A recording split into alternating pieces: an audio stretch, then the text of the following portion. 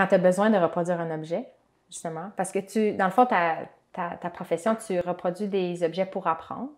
Est-ce que je dis objet ou artefact? Ben, c'est la même chose un petit peu. Un artefact, ça veut dire un objet fabriqué par un être humain. OK. OK. Tu t'en reproduis à des fins éducatives, puis aussi pour différents projets, comme des fois pour des musées ou des films. Ouais.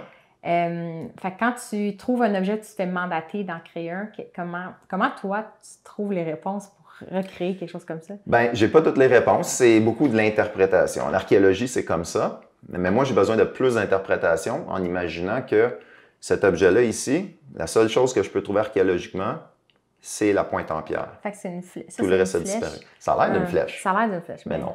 Non? OK. Les flèches sont plus longues. Dans ce cas-là, c'est la forme. Tu vois, quand on taille la pierre, donc il faut l'apprendre ça aussi, on remarque que les formes ne sont pas aléatoires. Ça, c'est beaucoup plus étroit. Il y a une base dans ce cas-là. On l'appelle le modèle en T, qui est fait pour l'emmancher, pour le fixer.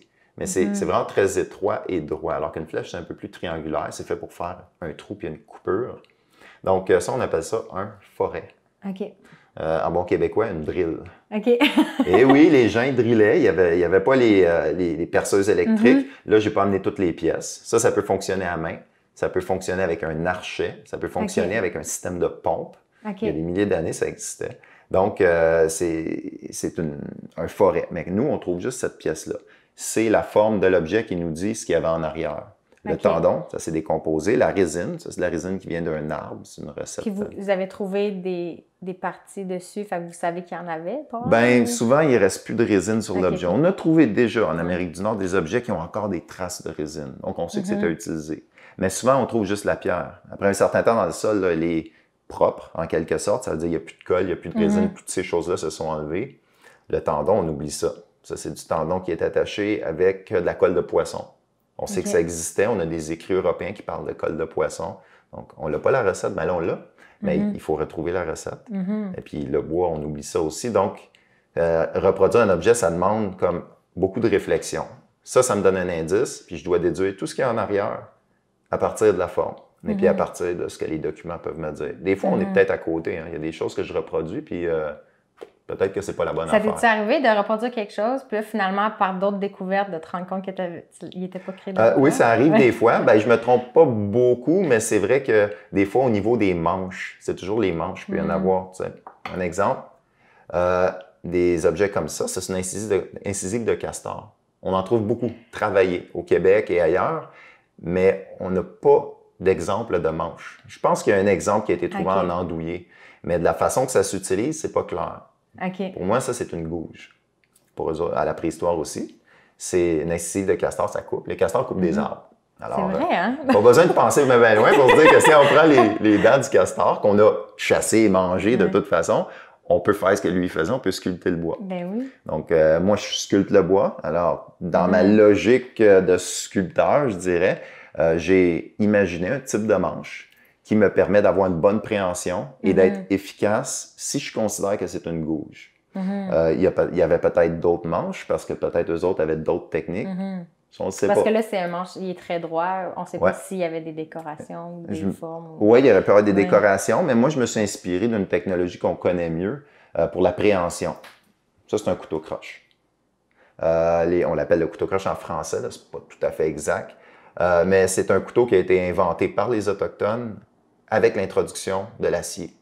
Les Français sont venus ici, ils ont abandonné ce genre de choses-là, mais ils ont eu accès à de l'acier, des limes, des couteaux, puis ils les recyclent pour faire des outils qui sont propres à eux, pour faire leur raquette, leur toboggan. Les Blancs, ils ne faisaient pas beaucoup ces choses-là. Donc, c'est un couteau qui a été inventé par l'introduction de l'acier et qui se tient, on l'appelle couteau croche, la lame n'est pas de chaud croche. Des fois, elle est droite, des fois, elle a un angle, ça dépend de ce qu'on fait avec. Mais la préhension est très autochtone. Donc, l'idée d'avoir un couteau qui peut tirer vers soi. L'Européen, en général, à l'exception de la plane, travaille vers l'extérieur. On se fait toujours dire « coupe jamais vers toi ». Coupe jamais vers toi. C'est vrai que si tu fais ça avec un rabot ou avec d'autres types de couteaux de tradition européenne, moi, j'aurais peur. Mais ça, c'est un couteau qui offre un contrôle exceptionnel. On travaille sur sa jambe, il y a le pouce qui donne une force et un contrôle. Avec le poignet, on a tous les angles possibles. Donc, c'est extrêmement précis. Et si on travaille sur soi, le couteau, il n'y arrive pas jusque-là. Il y a une mécanique, il y a une façon de l'utiliser. et ça se tient comme ça. Ça, c'est une méthode typiquement autochtone. Quand j'ai voulu reproduire celui-là, je me suis dit, ben, si ça se tient comme ça, je vais faire quelque chose de semblable, où je peux utiliser la force de mon pouce. C'est sûr qu'entre les deux, il n'y a pas une évolution directe. Mais la méthode de travail, le fait de travailler vers soi, d'utiliser son pouce, ça, c'est très autochtone. Alors, c'est une petite gouge.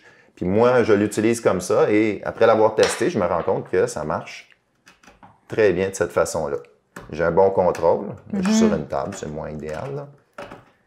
Mon outil est très efficace de cette façon-là. J'ai essayé d'autres façons, puis j'ai endommagé là-dedans. Il est arrivé toutes sortes de choses.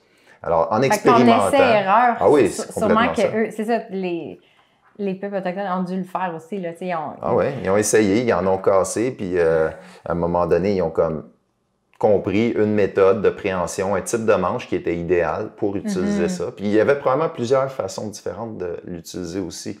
Donc, moi, j'ai testé, à force de casser des dents, puis à un moment donné, je me suis dit, ça, c'est la façon idéale pour faire ce que je veux faire avec, ce que je présume. Si c'est une gouge, c'est ça que je veux faire. Donc, c'est ça la partie expérimentale. Parce que sinon, tu trouves la dent, on les trouve dans les sites archéologiques, il n'y a rien qui te dit comment c'était utilisé, ou même pourquoi. Donc, c'est des déductions qu'on fait. Merci d'être avec nous. Moi, c'est Vincent, je suis normalement derrière la caméra.